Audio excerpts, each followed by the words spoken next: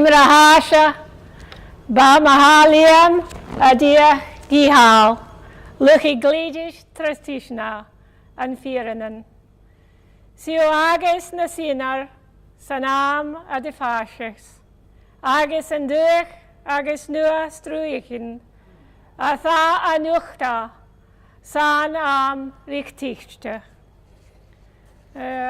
Traditional Gaelic welcome, which also acknowledges the traditional custodians of this land in which we meet today, their elders past and present, and emerging leaders. I'm delighted to be here, Linda. Thank you very much. Mental health and working with individuals who have a mental illness has been a passion of mine since 1982. It was then that I had my first clinical placement as a student nurse in a psychiatric unit in an asylum in Glasgow, Scotland. It was a huge acute admission unit, 80 beds, 40 females, 40 males. Good morning, come and have a seat. I knew then that as a general student nurse that mental health was where I wanted to be, and as soon as I finished my general training, I enrolled in the psychiatric nursing course.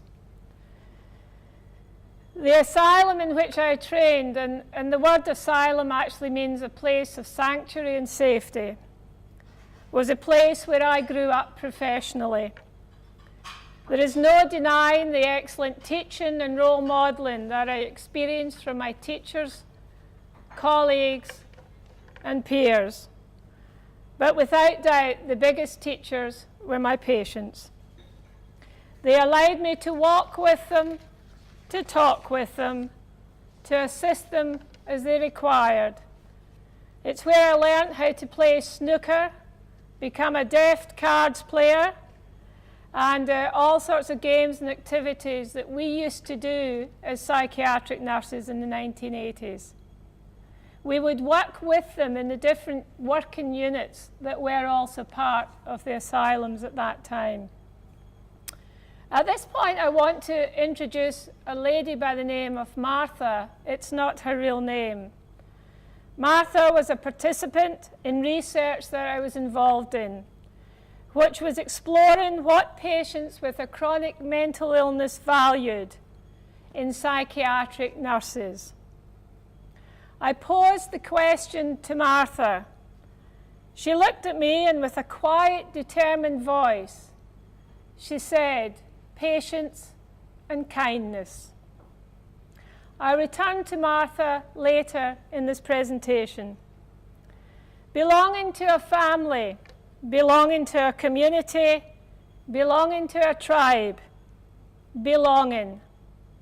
This is one of the important insights I have gained working in the area of mental health. Isolation, the experience of disconnect, lack of attachment to another person, to a purpose. We know this is a major factor in the development and maintenance of symptoms of mental illness. Mental illness affects us all in one way or another. Currently, 1 in 5 Australians experience mental illness. Currently, 1 in 2 Australian men experience mental illness. More than 3,000 Australians committed suicide last year. The figure rose by 9.1% from the previous year. The largest increase was in the ACT. However, Queensland was the state that had the most significant suicide numbers. From 674 in 2006 to 804 last year. Too many. Men commit suicide in greater numbers than female. Indigenous Australians more than double the general population. Back to my interview with Martha. I wanted to explore her idea of patience and kindness further and asked her, "Martha, tell me more about patience and kindness. What do you mean? She looked at me again and slowly restated the words, patience and kindness. Mental illness is in this room, in our community of the Lockyer Valley. GPs now treat mental health issues more than any other condition. What is mental illness? What are the symptoms? According to the World Health Organization, mental disorders comprise of a broad range of problems with different symptoms, generally characterized by some combination of abnormal, irrational thoughts, emotions, behaviors, and relationships with others. Major mental illnesses include schizophrenia, bipolar affective disorder, and depression. Anxiety disorders, of which there are many different kinds, is a major disorder of youth worldwide. Since I started training as a psychiatric nurse in 1984, post-traumatic stress disorder has grown in significance as a major mental illness. Researchers and theorists are united that there is a strong correlation between childhood abuse and trauma and the development of post-traumatic stress disorder. And not just PTSD, childhood trauma and abuse is prevalent in most of the major mental illnesses. Remember Martha? There was something about her patience and quietness with me. She did not initiate conversation. She did not ask any questions. She waited quietly for me to continue to pose her research questions. So I did. Martha, what is it about patience and kindness that you identify as being important? Martha looked at me with a steady gaze and with a slightly irritable tone in her voice now, she stated again, patience and kindness. I was starting to feel like a crappy researcher. Was I asking questions the wrong way? Had I missed an important clue? Yet I experienced that whatever was happening between Martha and I was really important. Currently, we know that in rural and remote areas, mental health-related issues have a much greater complexity than that experienced in the cities. There is greater social isolation, greater incidence of self-harm and suicide, increased drug and alcohol intake, poorer education, and climate-related issues. And I think in Queensland we're very aware of the relationship between climate and mental health and suicide. In care provision in rural and remote areas, there is a decreased number of mental health professionals and mental health support workers. They have an increased workload demand, and they also have an increased risk of provider burnout. There is also a recognized lack of culturally appropriate and responsive services to Aboriginal and Torres Strait Islander people in rural and remote. Social isolation, loneliness, disconnect from family, from tribe, from community, childhood trauma, adult trauma, significantly increase the risk of the development of symptoms of a mental illness. As well as the major mental illnesses that I mentioned previously, we know that there are a broad range of other disorders that cause great distress to individuals and their family. For example, personality disorders, especially borderline personality disorders, eating disorders, sleep-wake disorders, psychosis, and substance-related and addictive disorders. Mental illness affects the whole person. It's not uncommon that individuals who have a mental illness also have a comorbid physical illness, including cardiac, gastrointestinal, and diabetes. I was not willing to let Martha's statement of patience and kindness go, so I had a fourth attempt. Martha, how do nurses show you kindness and patience? Martha's gaze was unwavering. She stated in a slightly less tolerant voice, patience and kindness. I was now experiencing a similar role from that of being a schoolgirl, getting the answers that the teachers posed wrong. I was starting to give myself a hard time with internal statements such as, Wendy, you're really useless at this research, lark. I was not, however, for giving up. And that is an important aspect that I want to highlight when supporting someone with a mental illness. Do not give up. Do not give up on them, even when it's very difficult to stay connected.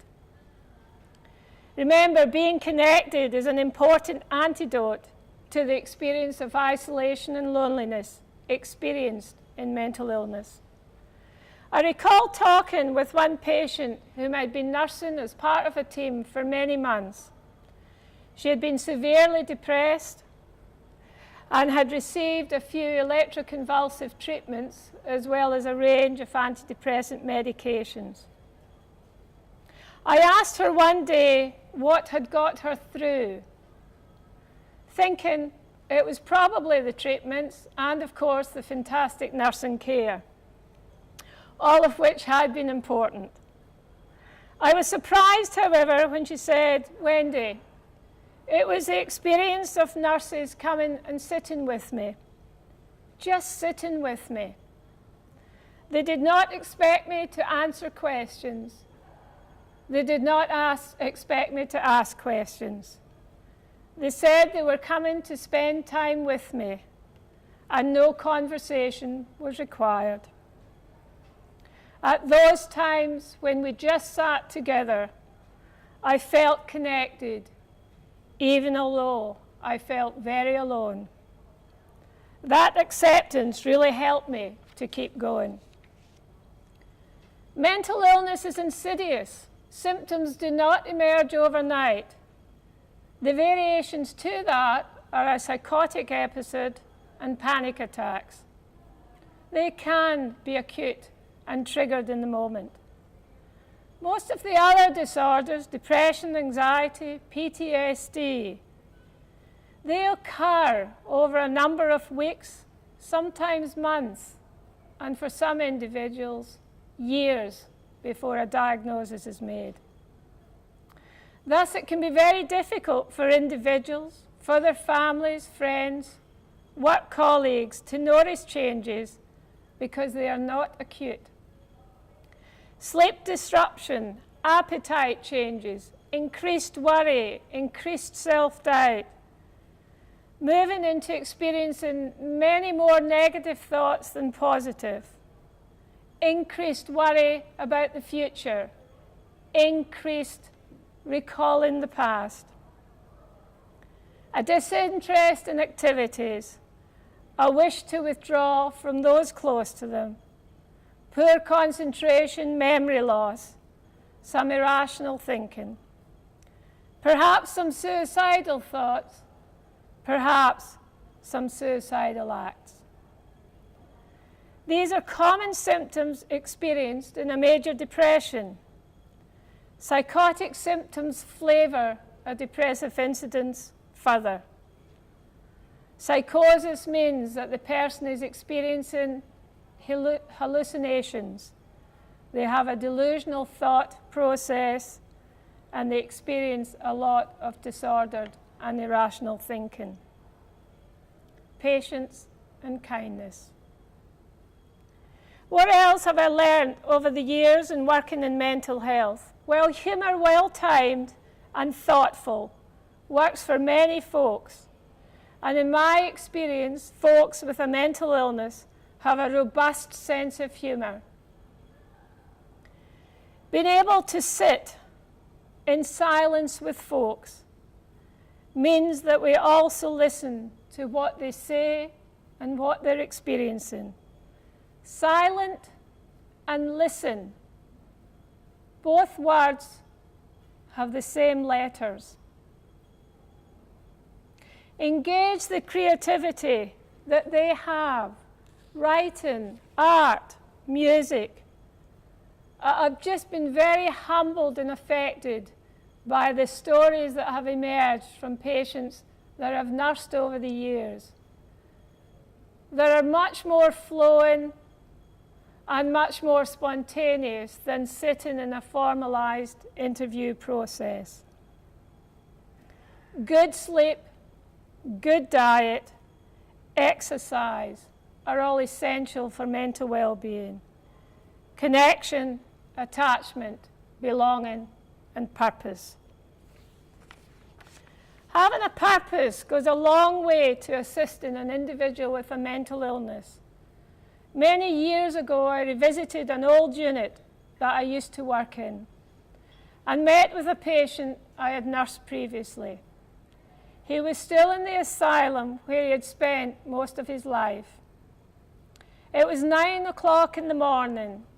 He was dressed very smartly, and I asked him where he was going. "I'm going to work, Wendy." He used to work in the hospital laundry.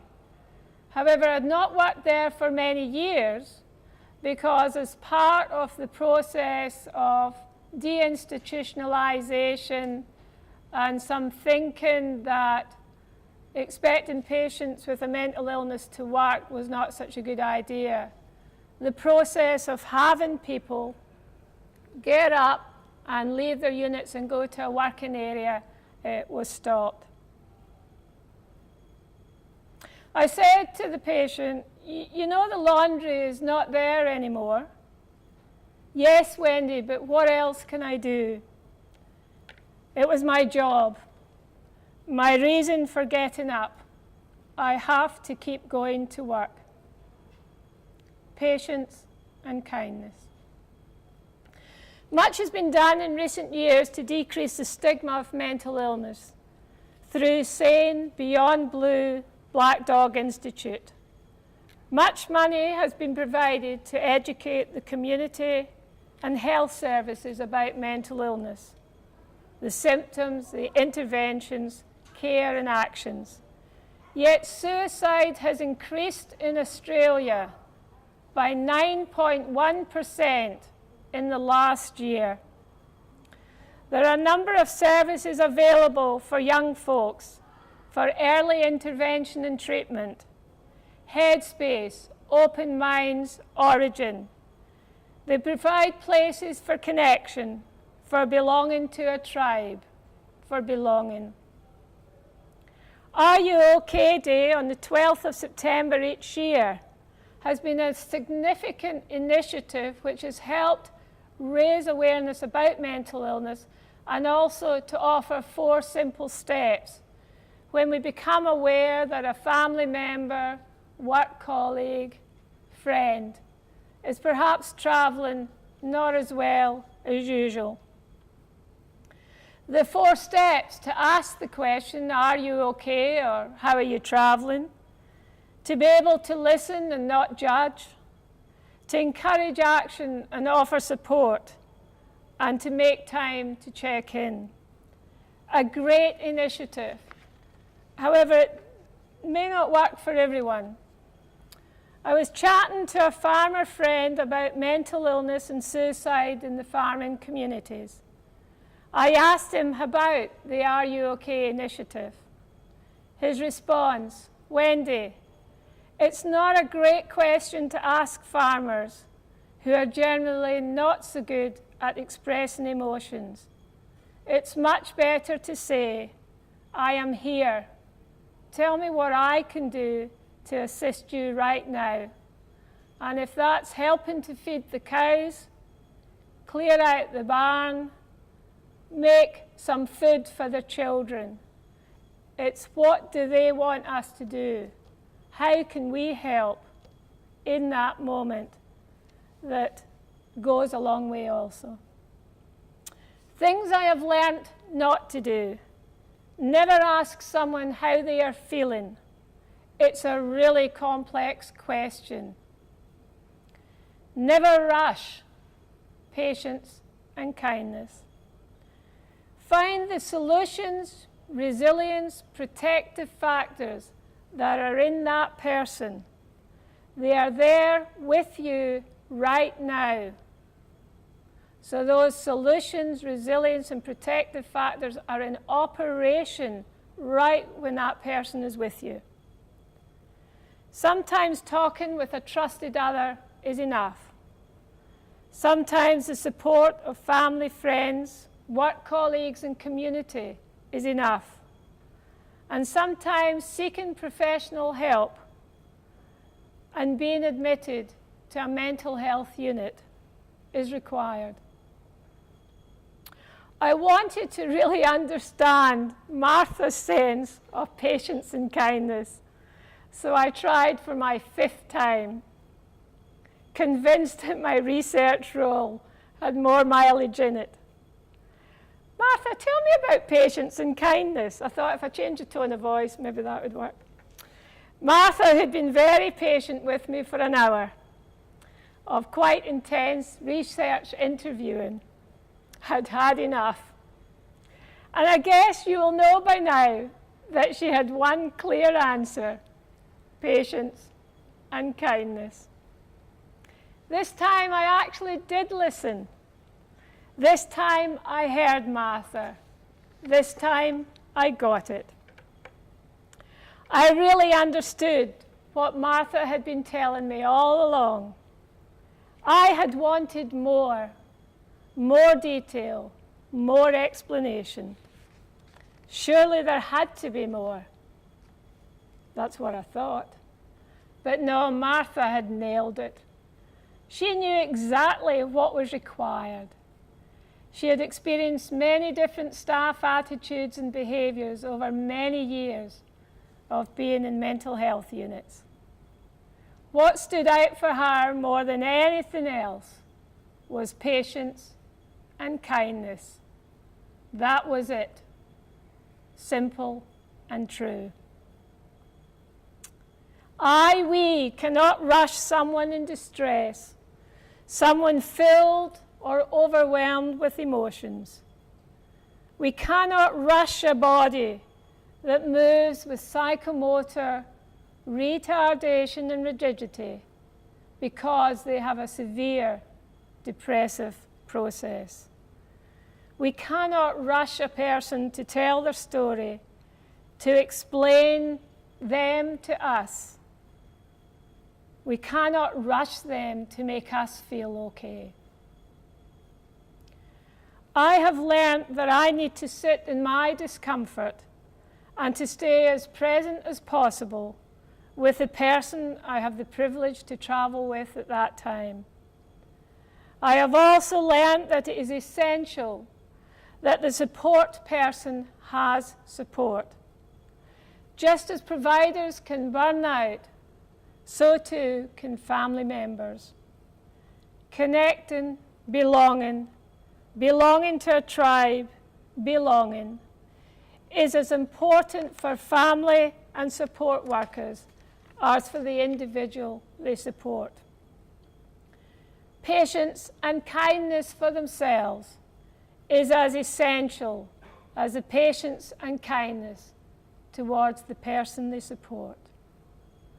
I started with a Scottish Gaelic greeting. My tribe, or my clan as we're known in Scotland, is the McIntosh clan. It was the tribe I was born into, and my ancestors and my connections to the Scottish land is much older than this body.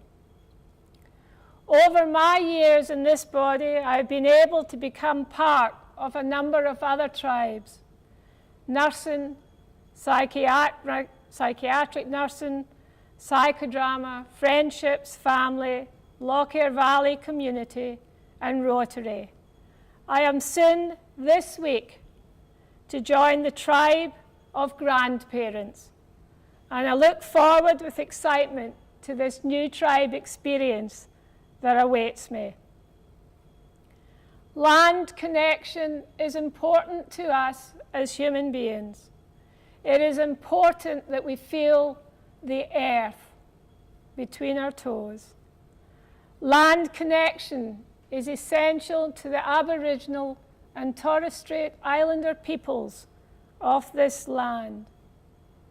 We can be creative, we can find many ways to be with and support our brothers and sisters, our children, our aunts and our uncles, our grandparents, our friends, our work colleagues, and our community. We are passionate, we are resilient, we can sing, we can dance, we can smile, we can have a sparkle in our eyes. We can be with one another in the depths, and we can celebrate at the top. We can connect, we can belong, we can have purpose. Before I finish, I want to mention the work of an extraordinary young man that I'm working with down in Sydney. His name is Mitch Wallace, who has a long history of anxiety. Mitch has been very determined that he wants to add his signposts in the world and in the world of mental health. Mitch has started a new movement called Heart on My Sleeve. If you look it up, you'll follow Mitch's story and the story of the people who have joined his movement. Mitch is asking people with a mental illness to go onto the website, to tell their story, and then to draw a heart on their arm. His video went viral with over 1 million hits within a very short space of time. And it's been lovely working with Mitch and his energy. He's now taken his program, which is about having a conversation with people, sitting with them, having a conversation, supporting them, into major organizations around Australia. Bidach Maya Akronich Anies Tangvor. I will finish now. Thank you very much.